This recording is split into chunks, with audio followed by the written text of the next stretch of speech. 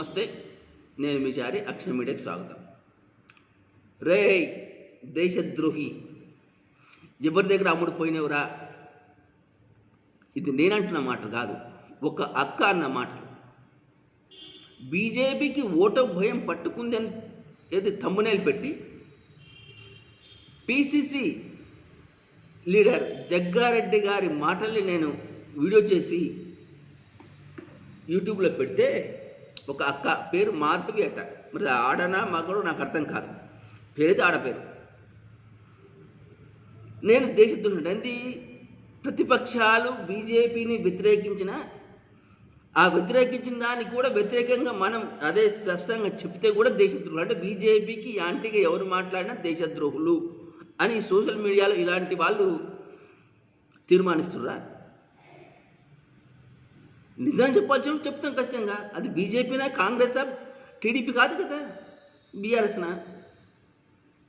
అంటే కేవలం బీజేపీని సమర్థించిన వాళ్ళు మాత్రమే దేశభక్తులు, బీజేపీకి అనుకూలంగా అనుకూలంగా మాట్లాడే వాళ్ళు మాత్రమే దేశభక్తులు, వ్యతిరేకంగా మాట్లాడితే దేశద్రోహుల.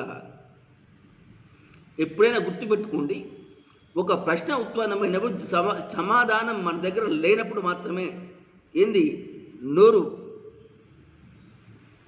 ఏది ఎక్కువ చేస్తాం, అడ్డమైన ఆరోపణలు చేస్తాము, ఇంకా అబ్యూజింగ్గా మాట్లాడతాం.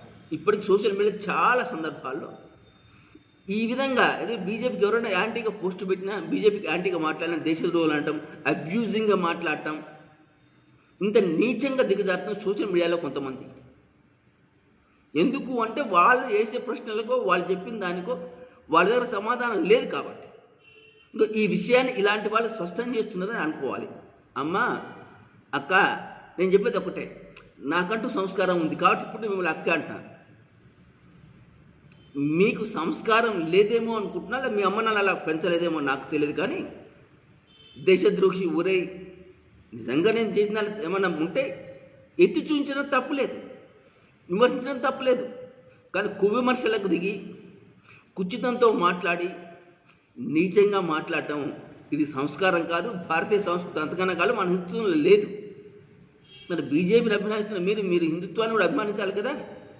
ఆ హిందూ సంస్కృతి, హిందూ సంప్రదాయం, భారతీయ సంస్కృతికి ఇది బీజేపీనే, వాళ్ళకే పూర్తిగా హక్కున్నట్లు మీరేదో వాళ్ళని ఏమన్నా కూడా మేమేదో దుస్తులమైనట్టు మాట్లాడి నా గొంతు నొక్కాలని చూస్తే నొక్కలేవమ్మా. అక్క, నా గొంతు నొక్కలేవన్న సంగతి మరొకసారి చెప్తున్నా, గుర్తుంచుకో.